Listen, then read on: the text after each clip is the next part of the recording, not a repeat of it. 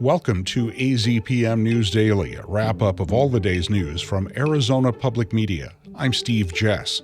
On this primary election day, an updated voter ID rule could mean faster results. They had about 150, 160 voters use it in the first hour that polls were open. A heated state Senate race comes down to the wire. Both candidates describe the race as a referendum on which kind of lawmaker best represents Tucson. And teachers meet owls in the Chiricahua Mountains. They are amazing animals, and they look into your soul. That's ahead on this Tuesday, July 21st. First, a note about this podcast. As we're recording, polls are still open and voting will continue for another 2 hours. So we're not going to have any election results on this podcast.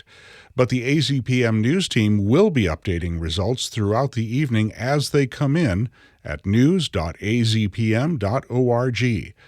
Go there early and refresh often. Turning to the news, election results might come in a little bit faster tonight than in past elections because of changes to the voter ID system.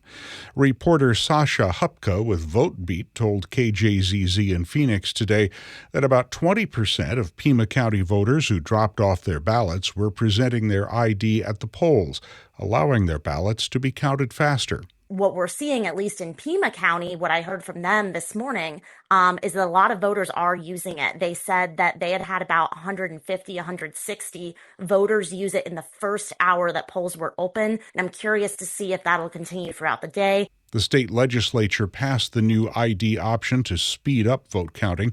It eliminates time-consuming signature verification for voters who drop off their ballots in person on Election Day. These so-called late early ballots have been blamed for delaying election results in the past. Candidates for Arizona's Legislative District 20 will conclude a contentious race Tuesday once polls close. L.M. Boyd has more on the two Democrats vying for the open Senate seat. Democrat Alma Hernandez has an independent streak. She highlighted her rare ability to pass bills in a Republican-controlled legislature in an AZ Clean Elections debate held in May. I have passed a total of 11 laws since I've been in office. That is a record that no Democrat has been able to beat in the last 40 years. After almost 8 years in the state house, she's running for state senate against Rocky Perez, a progressive former Tucson City Council member. He argues that her moderate voting record and pro-Israel positions are at odds with the district. I came to understand that government really has the power to either harm or support us. Both candidates describe the race as a referendum on which kind of lawmaker best represents Tucson midway through the second Trump administration. L.M. Boyd, AZPM News. Voters in Nogales are choosing a mayor in today's primary. Angela Gervasi has that story.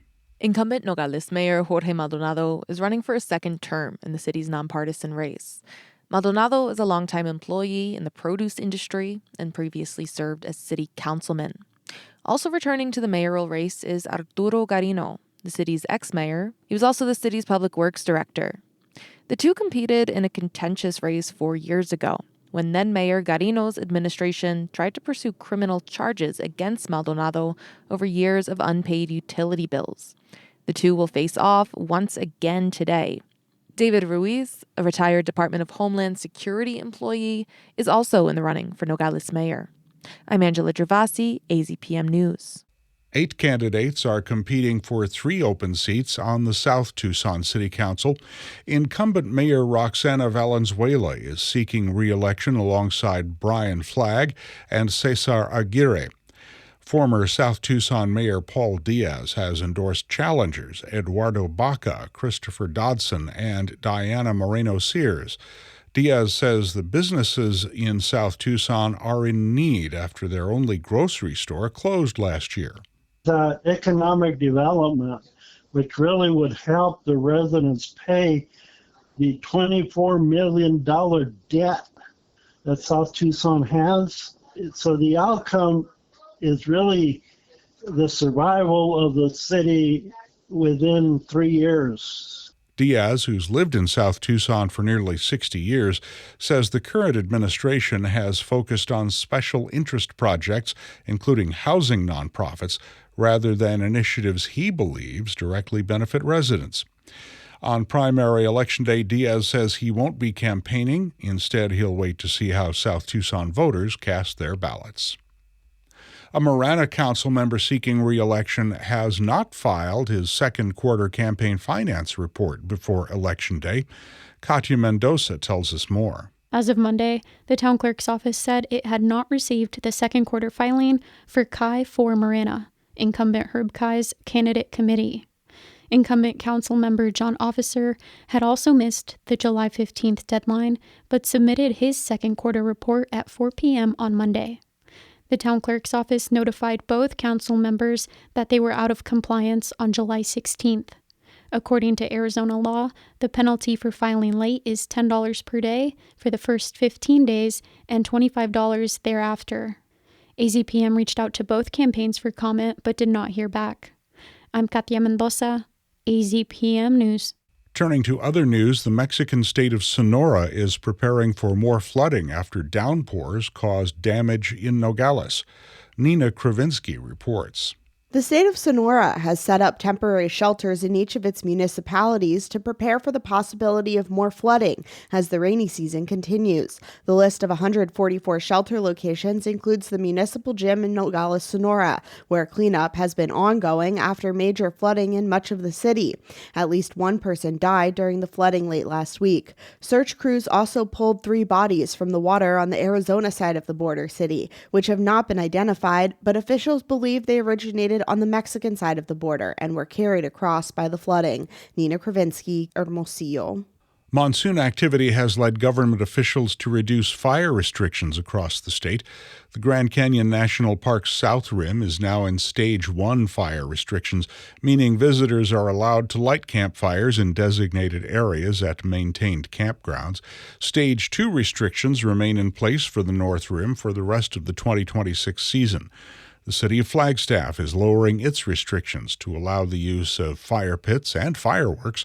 Smoking is still prohibited in all city parks and trails. The Arizona Department of Forestry and Fire Management says it's lifting all fire restrictions on state trust lands in several counties, including Maricopa, Gila, and Pinal.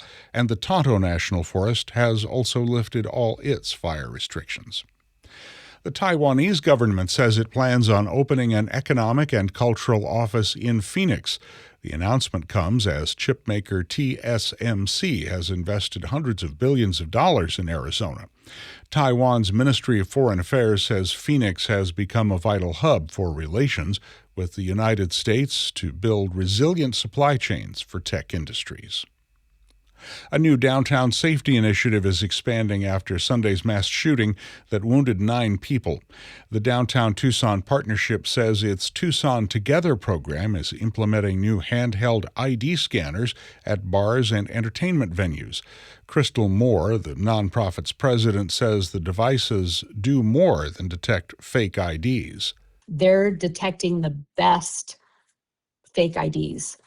And they can also read all kinds of IDs, not just state issued, but they're reading out-of-state cards as well as passports. The patron scan devices allow participating businesses to alert one another when someone has been removed from an establishment, helping staff identify potential problems before they escalate.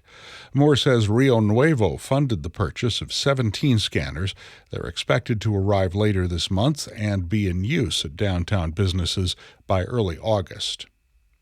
Senator Mark Kelly is one of a few lawmakers raising concerns about the growth of prediction markets and the consequences they could have for tribal communities in Arizona.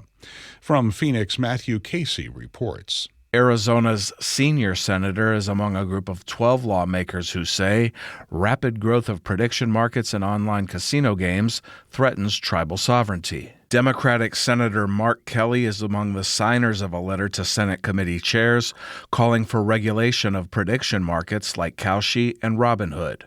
Kelly and others want legislation that bans the platforms in places where tribes hold gaming rights.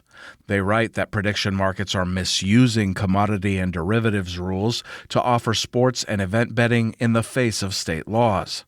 The Arizona Attorney General has accused Kalshi of illegal betting, but courts have ruled it's under the authority of the Commodity Futures Trading Commission. Matthew Casey, Phoenix.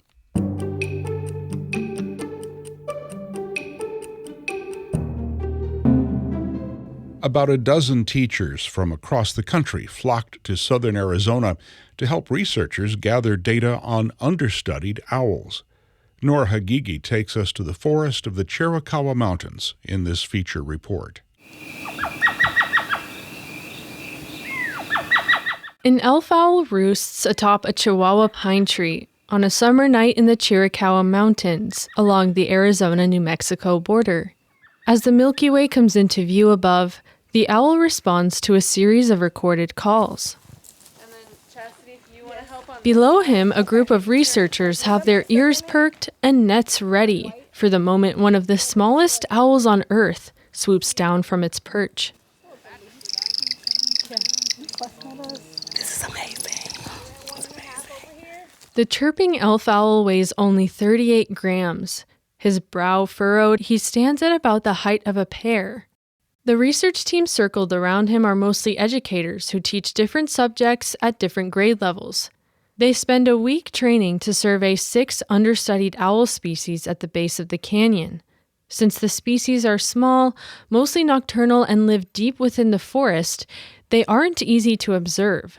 That's why people like Chastity Neal are joining the cause. Neal is a special education teacher from Chicago. She says she'll take this experience back to her classroom to show students how accessible conservation can be. You're learning by experience, and so even if you were not aware, did not know, you can come into these spaces or be put into spaces in our localities and learn exactly what we're doing from experience. You don't need to know all the terms, you don't need to do all of that, but you're acting. The excursion here is led by Dr. Dave Oliar, the long-term monitoring and community science director at Hawkwatch International, a nonprofit that champions raptor conservation. It's supported by Earthwatch, another organization that funded the teachers who are participating. Oliar first began studying owls in the 1990s. They are amazing animals, and they look into your soul. For the last 10 years, he's been leading participatory science opportunities like this one. Conservation requires conversations about the issues that are affecting these species. It requires buy-in, and it requires valuing. And so when people come out here and spend a week with us surveying for owls, capturing and banding owls, listening for owls, and actually looking for holes in trees, they never look at a tree the same way again. While the owls are not currently endangered, Oliar says the water supply the animals depend on has depleted and certain species have become more sparse over time. But this year has shown signs of hope. There's been some spring rains and there's been some early monsoon action. Many more insects. The creeks ran a little bit in the spring, and we've had a lot more normal owl activity. Catherine Rohner teaches chemistry and AP environmental science in Fairfax County, Virginia. She was hoisting a net 30 feet into the air one night when she said, I've been teaching chemistry for 5 years, but I actually had experience working in chemistry labs prior. And so I was able to talk to my students about what is it like to be a chemist and to do research in chemistry. But I have never had that experience in environmental science. So I'm really excited to come back and be able to share that with my students and tell them if you want to work in environmental science, this is the type of thing that you would be doing in the field. It's clear the sight or sound of an owl delights these teachers and the researchers who are guiding them. It's a pygmy owl! She said that. I'm so excited. Jess Taylor is a research biologist with Hawkwatch. She's based in Salt Lake City, Utah, where the organization is headquartered. She says she didn't care for the environment like she does today until she was exposed to the wonders of the natural world. People can't care about things that they don't know about. And I grew up, not knowing about a lot of things in nature. To me, nature was the frogs in the retention pond in my neighborhood. I had no idea how that nature's in your backyard. Earthwatch's Teach Earth Fellowship accepts applications each year in January. I'm Noor Hakiki, AZPM News. And now you're caught up on the stories we've covered today at Arizona Public Media. Thanks for listening. Subscribe to AZPM News Daily wherever you get your podcasts. I'm Steve Jess, and we'll be back tomorrow.